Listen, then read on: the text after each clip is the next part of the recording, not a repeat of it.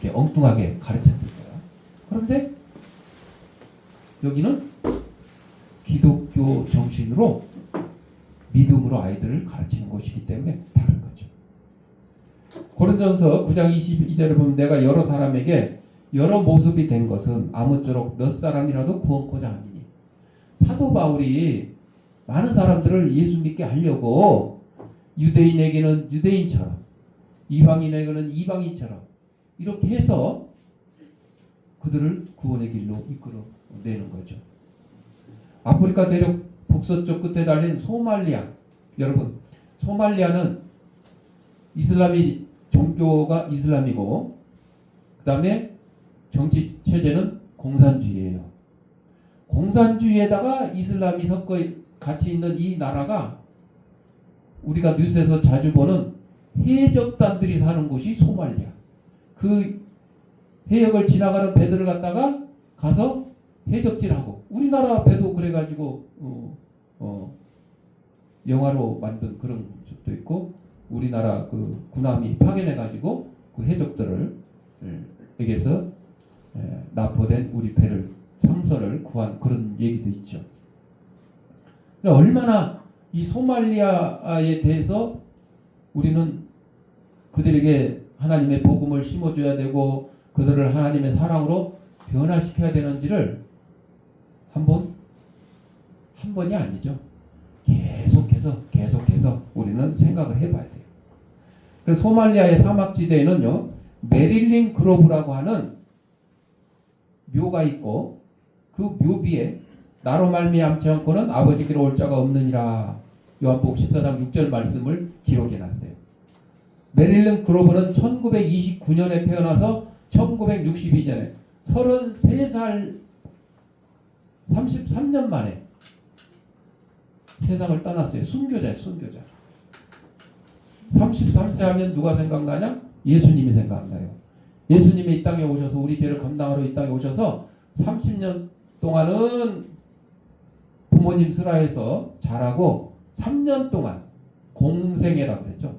하나님이 이 땅에 보내신 예수님의 목적을 행하시는, 그래서 말씀을 가르치고 병든 자를 고치고 배고픈 자를 먹이시고 죽은 자를 살리시고 이런 일을 하고 십자가에 매달려 돌아가신 그때가 3년, 그래서 33년 예수님의 나이하고 같은 생을 마친 메릴린 그로브.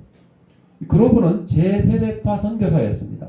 그로브가 소말리아에 복음을 전할 때 한 이슬람 사제가 그에게 무척 화가 나서 이슬람 국가에 와서 하나님을 전하고 예수님을 전하니까 그거 못하게 하려고 칼로 12군데를 찔러 죽였어요.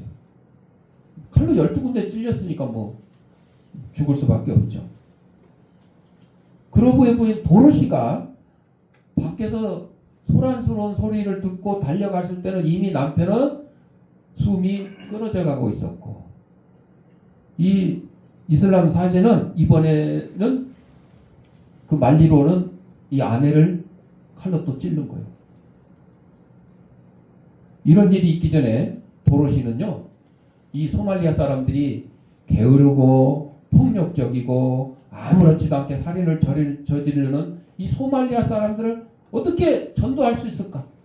어떻게 이들을 하나님의 사랑으로 품을 수 있을까? 정말 고민하던 중이었어요. 그런데 그 이슬람 사제의 칼에 찔려서 피를 흘리고 땅에 쓰러져 있는 순간 그녀는 소말리안들을 위한 갈보리 예수님의 그 사랑이 생각난 거죠. 우리 죄인들을 위해 이 땅에 오셔서 십자가 지시고 물과 피를 다 쏟으시는 그 예수님의 갈보리의 사랑이 생각나서 그 사랑이 자신의 가슴에 벅차오르는 거죠. 상처에서 회복된 그녀는 더는 자신의 소명을 의심하지 않았어요. 뭐겠어요? 소말리아인들에게 복음을 전하는 일이 내가 할 일이다 하는 것을 다시 한번 깨닫게 된 거죠. 구원의 확신을 얻는 가장 빠른 방법은 구원받는 사람이 당하는 고통을 스스로 택하여 겪는 것이다 그랬어요. 그러니까 예수님 믿고 구원 얻는 거, 천국 가는 거. 예수님이 우리 위해서 뭘 하셨어요? 십자가 지시고 물과 피를 다 쏟으시고 우리의 죄값을 감당하시려고 죽으셨잖아요. 이거를 우리가 체험을 해야 되는데 지금 우리 대한민국에서는 이걸 체험하기가 어려워. 체험하기가 어려워. 왜? 여기는 예수 믿는다고 여러분 예수 믿는다고 잡아가두거나 예수 믿는다고 여러분을 죽이는 사람이 있어요? 이 땅에는 없어요. 그러나 저 북한 땅에는 있어요. 이슬람 땅에도 있어요. 아프리카 오지 같은 데도 있어요. 필리핀 산악 지역에 가도 그런 경우가 있어요. 예수 믿는다는 것 때문에 죽음을 당할 수 있죠. 그런 예수님처럼 우리도 십자가의 고통을 질 수 있는 현재의 형편은 아니요. 우리는 너무 예수 믿기 편해요. 안 믿어서 탈이지. 또 어떤 소명을 확신하는 가장 빠른 방법은 그 소명과 관련된 구체적인 십자가를 스스로 지는 거다. 어떤 사람이 자기 부인이나 남편이나 친구를 위해서 무거운 짐을 기꺼이 질 수 있다면 그 사람은 그 부인이나 남편이나 친구를 제대로 고른 것이다. 반대로 얘기하면 자기 아내나 자기 남편이나 자기 친구를 위해서 짐을 대신 져줄 수 없다 그러면 이 사람은 아내도 잘못 고른 것이고 남편도 잘못 고른 것이고 친구도 잘못 고른 것이.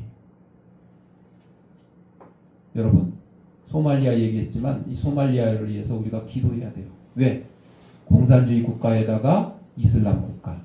얼마나 참 살인, 폭력, 범죄가 넘쳐나는 그런 곳이에요. 해적질에서 먹고 사는 나라예요. 이게 해적질에서. 그래서 이 소말리아인들이 구원받게 해달라고 우리는 기도해야 되고 할 수 있으면 거기 직접 가서 복음을 전하는 선교사가 돼야 된다. 자, 두 번째로 우리의 젊은 날의 편지. 우리는 모두 과거의 나에게 편지를 쓸 수 있다면 여러분 어떻게 쓰고 싶어요? 과거를 쫙 한번 되돌아보면 대부분이 후회되는 일들이 참 많죠. 또 상처도 많이 있죠. 이 상처라는 것이 뭐 다쳐가지고 몸의 상처가 그 얘기가 아니고 마음의 상처를 얘기하는 거예요. 친구 때문에, 가족 때문에, 응? 마음의 상처를 입었다. 또 두려웠던 일. 두려운 거는 죄 때문에. 어렸을 때는 뭐 잘 그런 걸 생각 안 하지만 나이 들면 들수록 나는 어디서 와서 어디로 가는가? 응? 나는 뭘 위해서 사는가? 가끔 이런 철학적인 생각을 한 번씩 할 때가 있었을 거예요. 그때 내가 이 세상 끝나고 이것이 끝이라 그러면 이게 무슨 의미가 있을까? 그런 뭐 여러 가지 두려움들. 그런데 이어서 누구를 믿게 되고 예수님을 믿게 되고 소망을 갖게 되는 거죠. 천국에 대한 이제 소망과 확신을 가지고 되는 거죠. 이런 거에 대해서 내 젊은 날에 나한테 편지를 쓸 수 있겠죠. 영화 속 인물들이 서로를 이해하고 받아들이는 과정처럼 하나님 앞에서도 우리는 과거의 나, 상처받은 나와 자신을 마주해야 될 때가 있어요. 내가 매일 거울을 보면서 내 용모를 보는 것처럼요. 내 과거의 거울을 딱 보면서 과거에 나는 이랬는데 저랬는데 무슨 상처가 있었는데 무슨 두려움이 있었는데 야 그때는 내가 왜 이렇게 멍청하게 그렇게 했을까? 이런 후회들이 밀려올 때가 있죠. 그럴 때마다 젊은 날에 나에게 보내는 이 편지를 통해서 때로는 회한이 되기도 하고 때로는 감사가 되기도 하고 때로는 성장의 기록이 되기도 하는 거예요. 실패는 누구의 어머니라고 그랬어요? 소은이 어머니? 아니죠. 성공의 어머니죠. 실패는 성공의 어머니. 그렇죠. 실패 안 하고 성공할 수는 없어요. 한 번에 성공할 수가 없어요. 이번에 동계올림픽 했잖아요. 이탈리아에서 했는데 우리나라 선수 금메달 특히 중학생이 금메달 땄잖아요. 스케이트보드 골절이 있고요. 뭐 다치고 막 그래가지고 포기를 하고 싶은 그런 심정에서도 이를 악물고 참아서 금메달을 땄어요. 금메달을 땄어요. 이런 것들이 성장의 기록이 돼요.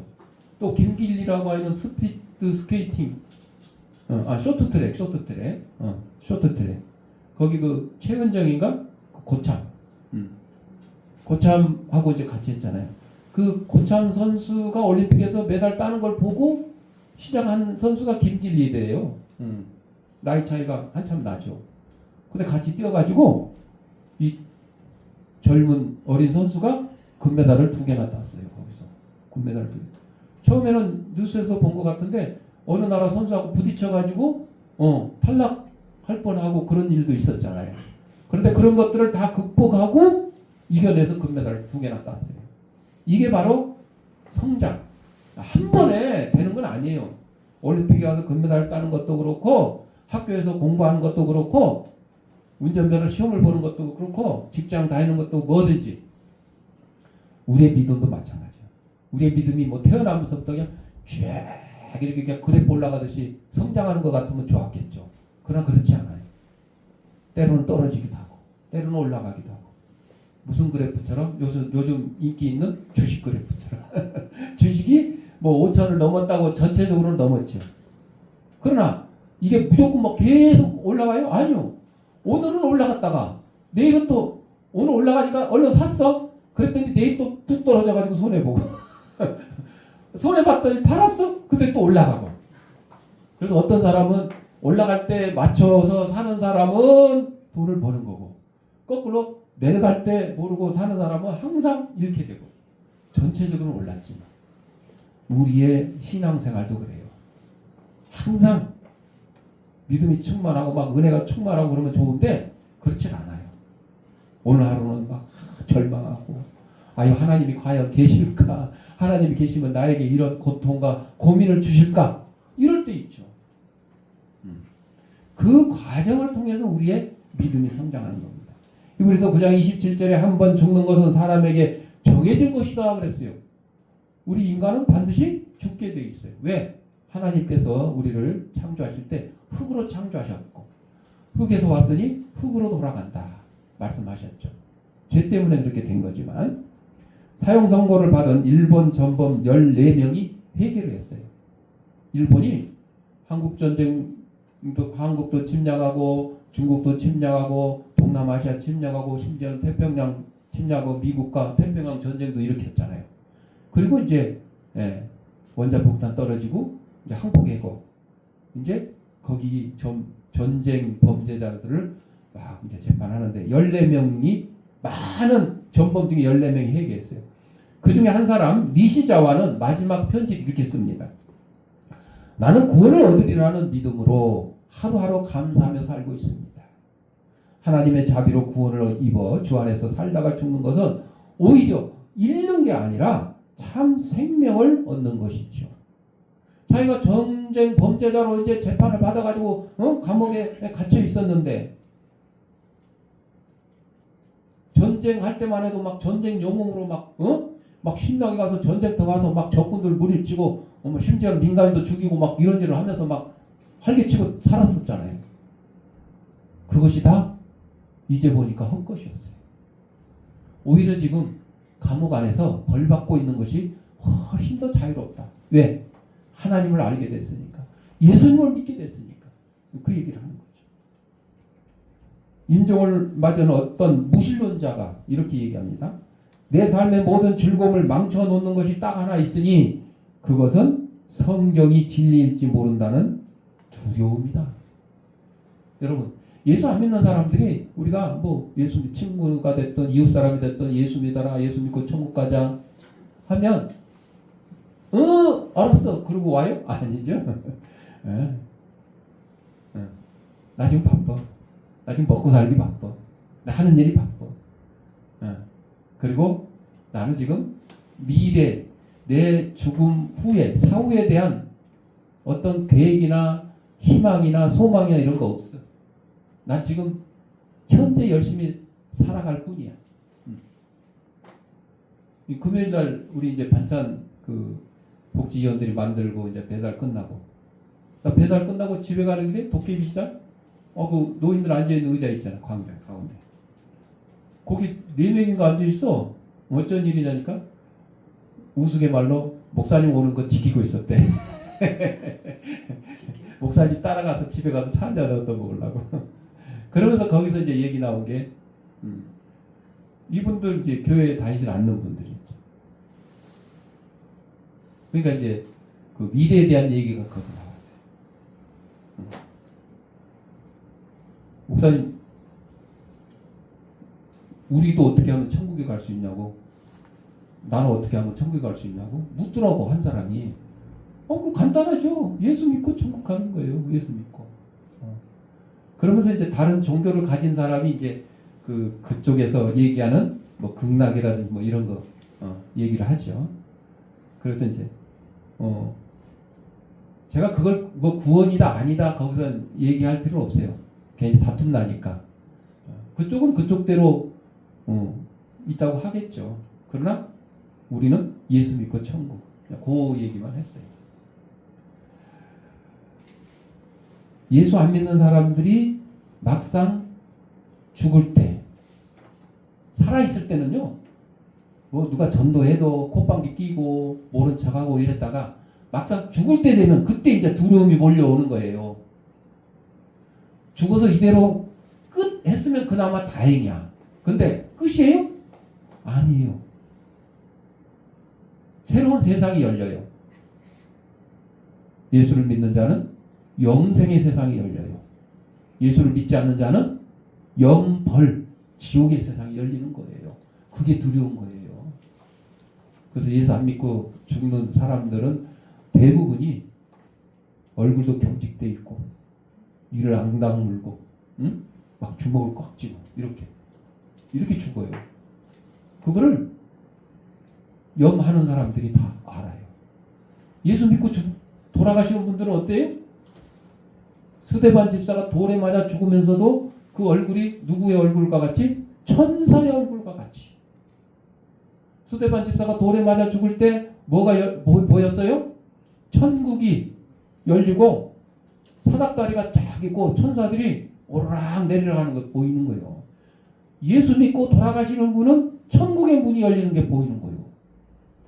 주여 내 영혼을 받아주옵소서.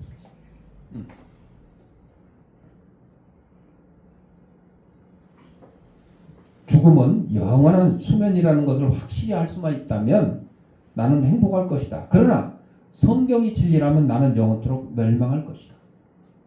그러니까 믿지 않는 사람들이 죽음 후에는 그냥 계속 영원히 잠자는 걸로 끝났으면 뭐 난 겁먹을 거 없어요. 그런데 들은 건 있잖아요. 성경을 한번 보기도 했었고 예수 믿으면 천국 가고 안 믿으면 지옥 간다는 얘기를 들었어. 어디서 봤어. 그러니까 떨리는 거예요. 이러한 상념이 나 영혼을 아프게 파고든다. 프랑스 국왕 루이 4세가 딸에게 마지막으로 남긴 유언이 이럽니다. 간절히 부탁하노니 힘을 다해서 우리 주님을 섬겨라. 이것만이 모든 선한 것의 기초이다. 또한 예수님이 우리를 죄에서 건져내려고 어떤 일을 하셨는지 꼭 알아야 된다. 어떤 일을 하셨어요? 십자가에서 우리의 죄를 감당하시려고 물과 피를 다 쏟으시고 돌아가셨잖아요. 알면서도 죄를 짓는 일을 어떤 경우에도 하지 말아라. 목숨을 내놓아야 한다고 해도 꼭 지켜야 된다. 예수님이 하신 일을 기억하고 예수 믿고 천국 가는 일, 선한 일 하는 것. 종교개혁 당시에 루터의 가장 가까운 동료였던 필립 멜랑크토는 나는 천국밖에 원하는 것이 없으니 더 이상 괴롭히지 마시오. 더 이상 괴롭히지 마시오. 열렬한 복음 전달자로 활동한 프란시스 스피라 목사님이요. 초용 2기를 맞게 되자 모든 군중 앞에서 신앙을 부인합니다. 마지막으로 이렇게 얘기합니다. 나는 자원에서 내가 믿는 바와는 반대로 그리스도를 부인했어. 그분께서 내 마음을 완고하게 하시고 나에게 어떠한 희망도 허락하지 않으리라는 것을 나는 느끼요. 살아계신 하나님의 손에 떨어지는 것은 참으로 무서운 일이요. 후회다. 후회. 어떤 목사님은 병으로 죽어가면서 하늘과 땅을 증인으로 물러가라건대 만약 내가 회복할 수 있다면 거룩해지기 위해서 힘쓸 것입니다. 부와 즐거움과 인간의 칭찬 같은 것들은 쓰레기로 여길 것입니다. 그러나 이런 훌륭한 결심도 이젠 의미가 없습니다. 이미 늦어버렸기 때문에. 죽음을 앞둔 목사님이 지금 회개가 아니라 후회하는 거예요. 후회. 가론유다처럼. 베드로처럼 회개하는 게 아니라 가론유다처럼 후회하는 거예요. 저와 여러분도 언젠가 이 세상을 떠납니다. 그래서 잘못한 게 있으면, 회개할 것이 있으면 세상 떠나기 전에 회개해야 돼요. 그렇죠? 죽은 다음에는 회개할 기회가 없어요. 그래서 교회에서 자살은 죄다 그런 거예요. 자살은 자기 스스로 목숨을 끊는 자살. 내가 남을 죽인 살인자가 됐어도 회개할 수는 있어요. 그러네. 근데 내가 내 몸을 자살, 해치고 나면 회개할 기회가 없는 거예요. 죽은 다음에 어떻게 회개 못하는 거예요. 교회에서는 이렇게 가르치는 거예요. 다른 동네에서는 다르게 가르치는 경우도 있어요. 뭐 죽은 다음에 뭐 회개할 수 있고, 죽은 사람을 위해서 살아있는 사람들이 뭐 기도를 하고 헌금을 해서 저 지옥에 있는 영혼을 천국으로 불러들인다는 그런 말도 안 되는 가짜 얘기를 하는 경우가 있겠죠. 자, 세 번째로 하나님이 보는 우리의 이야기. 하나님이 우리의 모습을 보고 우리의 이야기를 합니다. 시편 기자가 주의 눈에 모든 것이 기록되어 있다. 하나님의 눈에 모든 것이 기록되어 있대요. 내가 모르는 것까지, 내가 잊어버린 것까지, 우리의 젊은 날의 실수, 아픔, 방황 다 하나님이 알고 계신다는 거죠. 그분은 과거만 보시는 그런 분이 아니고 우리의 미래까지도 사랑으로 끼워서 이끄신 하나님이시다는 거죠. 어떤 자존심 강한 남자가요, 성공적인 인생을 살아오다가 사업이 부도나고 명예도 땅에 떨어졌어요. 다시 회복될 가능성이 없자 자살을 결심합니다. 내가 그냥 기찻길에 가가지고 오는 기차에 그냥 부딪혀갖고 죽어야 되겠다. 그리고 마지막으로 그 기찻길 옆에 앉아가지고 양주를 그냥 한 병 탁 마시고, 제정신을 못 들어가겠으니까 술 한 잔 마시고 그냥 한 병 다 마시고 그냥 술 기운에 내가 뛰어들어가야 된다. 이렇게 결심을 하고 이제 뛰어들어가는데 화물차가 몇 대 막 지나가요. 화물차가 칙칙. 근데 논에서 농사 짓던 농부가 이렇게 보니까 저놈이 자살하려고 지금 온 것 같은데 기차가 지나가는데 나 뛰어들지도 않고 가만히 저러고 술만 퍼먹고 있네. 그러니까 가까이 가가지고 야! 사나이 대장부가 그냥 죽으려고 마음 먹었으면 그냥 얼른 뛰어들어 죽어야지. 왜 이렇게 뜸들이고 있어? 보는 사람 감질나게. 여러분이 보면 뭐야 이거 자살할 사람 말려야 되는데, 그죠? 보통 우리 같으면 아유 왜 그러세요? 목숨이 소중한데 뭐 조금 말리겠지. 말리면 또 어때요? 아이 관도 나 죽을래야 돼 이러겠지. 근데 노인네가 농부가 와가지고 말리는 게 아니라 오히려 약을 올리네. 아니 죽으라 빨리 뛰어들지 왜 안 뛰어들고 지금 기차가 몇 대 지나가는데. 그러니까 자존심이 상한 이 남자가 신경질적으로 나 지금 KTX 기다리고 있어. KTX 내가 싸구려 화물 열차에 죽을 그런 정도 아니여. 이왕이면 죽으려면 KTX에 치여 죽어야지. 그러니까 아이고 KTX 같은 소리 하고 있네. 젊은 놈이 반발 타령하고 야 그러니까 아니 어르신 무슨 말씀을 이렇게 야박하게 하세요. 아니 죽으려면 뭐 열차 뭐 종류를 따지고 있어. 그냥 아무거나 그냥 깔려 죽으면 되지. 그러니까 아니 마지막 죽는 것도 내 마음대로 못해요 하고 막 둘이 티격태격하고 있는 거야. 그러니까 한참 그러고 있으니 이게 죽어지는 거예요? 안 죽어지는 거예요. 이제 술도 깨고. 그리고 또 주위에 있던 사람들이 막 몰려와서 실패로 끝났어요? 성공했어요? 실패로 끝났어요. 실패로 끝났어요. 남자 이제 술도 다 깨고 죽는다는 생각 잊어버리고 아이 오늘 이상한 노인네 만나가지고 죽을 뻔했는데 죽지도 못했다고 집으로 돌아갔대요. 이 노인네가 지혜 있는 거예요. 그렇죠? 지혜 있는 거예요. 여러분 싸움 말리면 금방 끝나요? 안 끝나. 더 싸워. 그런데 이 노인처럼 오히려 부추기니까 자존심 상해가지고 죽지도 못하고 이러지도 못하고 저러지도 못하고 결국은 실패로 끝났다. 여러분, 우리가 상처를 회복하는 일은요, 영화에서 그 바나나와 관리인이 서로를 통해서 자신을 비추어 봅니다. 그 과정은 아프고 거칠 수 있죠.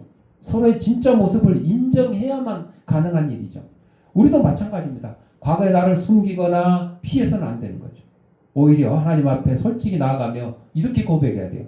주님, 제 과거는 아프고 힘들었지만 그 모든 시간을 하나님 손에 맡깁니다. 주님 손에 맡깁니다. 그리고 믿음으로 나아갈 때 하나님은 우리를 상처를 갖다가 복으로 바꿔주시고 아픔을 성숙으로 만들어주십니다. 그렇다면 우리는 하나님께 이렇게 편지를 한번 써봅니다.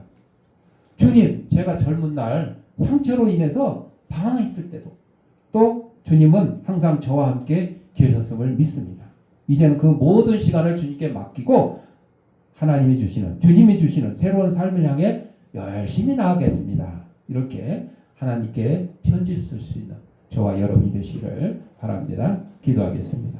사랑하니가 풍성하신 아버지 하나님, 우리 이 땅에 보내시고 하나님의 귀한 백성으로 삼아주신 것 감사합니다. 그러나 우리가 이 땅에 살아가는 동안 때로는 환난 때문에, 괴로움 때문에, 돈 때문에, 명예 때문에, 가족 때문에, 친구 때문에 시련을 겪고 또 스스로 넘어질 때도 많았습니다.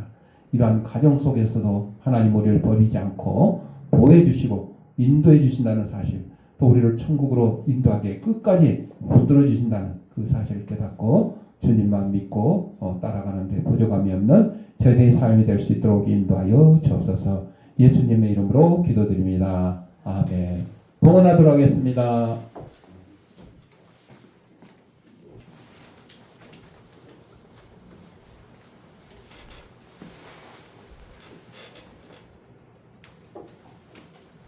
영상을 예배드리는 성도님들은 계좌로 아무개 감상금 주일원금 하시거나 출석 예배 드릴 때 또 한꺼번에 모아서 하셔도 좋겠습니다.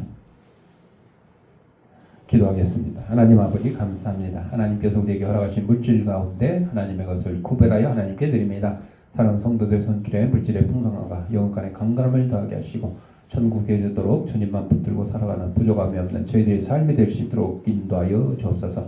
하나님께 드린 예물이 하나님의 말씀이 온 세상에 널리 전파되는데 귀한 밑거름이 되게 하시고 어렵고 힘든 이웃들을 돕는 사랑의 지팡이 될 수 있도록 은혜 내려 주옵소서. 드릴 때마다 감사하며 예수님의 이름으로 기도합니다. 아멘. 찬송 338장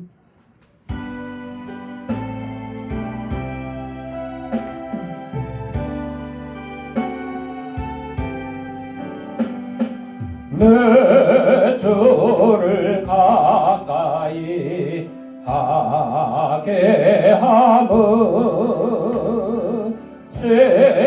십자가 짐 같은 고생이나 내 일생 소원은 늘 찬송하면서 주께 더 나아가기 원합니다. 내 고생하는 것 옛 야곱이 돌베개 베고자 하습니다.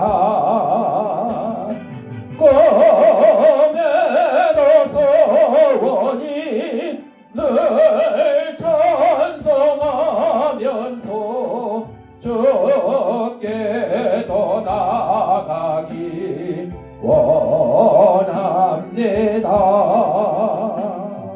천성에 가는 길 험하여도 생명길 되나니 은혜로다. 천사 날 부르니 늘 찬송하면서 주께 더 나아가기 원합니다. 야곱이 참깨여 일어나는 기도 끝났어요. 돌단을 쌓은 거 본받아서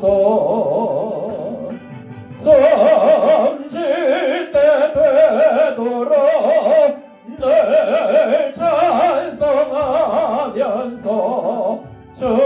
주께도 나가기 원합니다.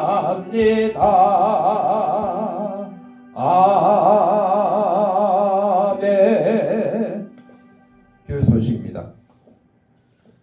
겨울이 이제 끝난 것 같아요.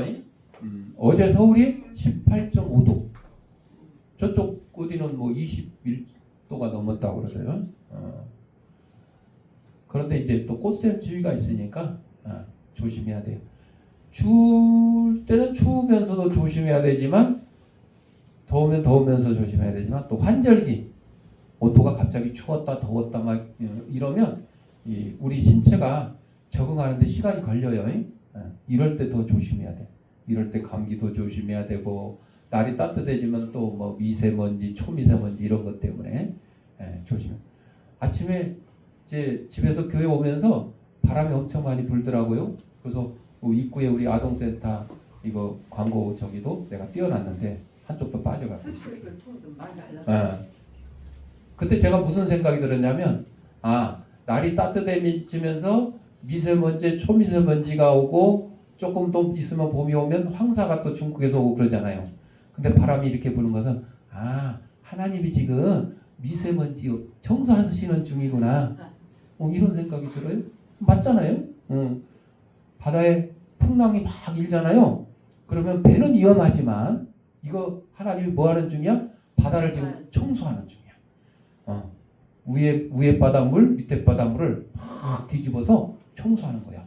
그러면 바닷물도 깨끗해지고 오염도 없어지고 또 산소도 또 물속 깊은 곳까지 공급이 되기도 하고, 이런 거를 이렇게 생각하는 기회가 되는 거죠.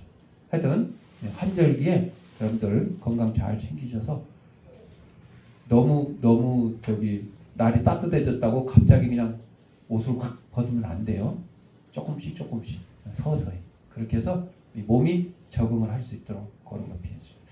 자, 환절기에 주의 건강 유의하시기 바라고, 나머지는 우리 주보를 참고하시고 우리 570장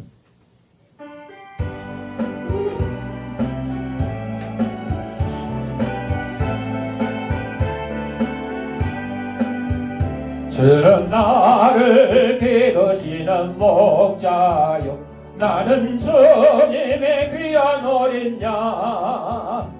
푸른 풀밭 맑은 시냇 물가로 나를 인도하여 주신다.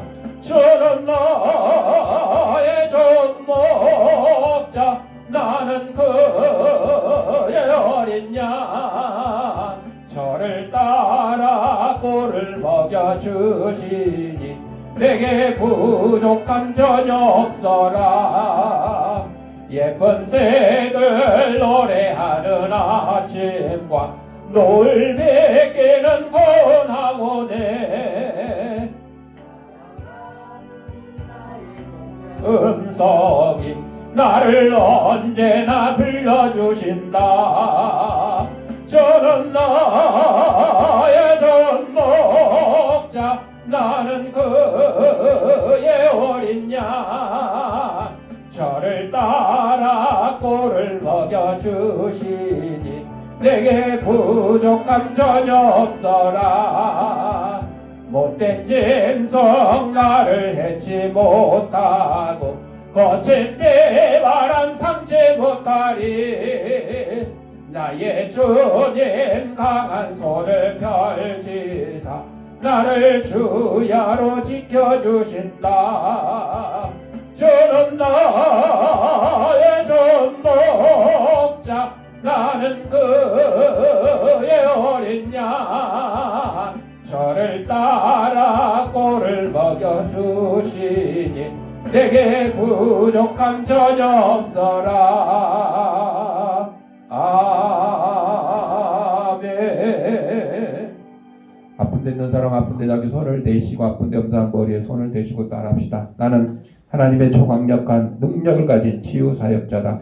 예수님의 이름으로 명하노니 생기야 너는 사방으로부터 내 몸속에 들어와 하나님의 잃어버린 형상을 회복케 하고 육신의 질병을 내쫓고 영혼의 질병을 내쫓아라. 이제는 우리 주 예수 그리스도의 은혜와 하나님 아버지의 무한한 사랑과 성령의 감동 감화 교통하심이 천국에 이르도록 우리를 이끄시고 보호하시는 하나님만 믿고 따라가기를 다짐하는 사랑하는 주의 백성들 머리 위에 저들의 가정과 직장과 사업장 위에 이 제한교회 위에 이제부터 영원토록 함께 있을지어다.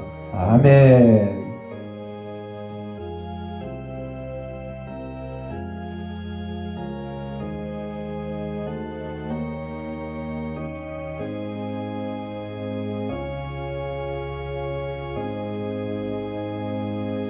이상으로 주일날 예배 마쳤습니다.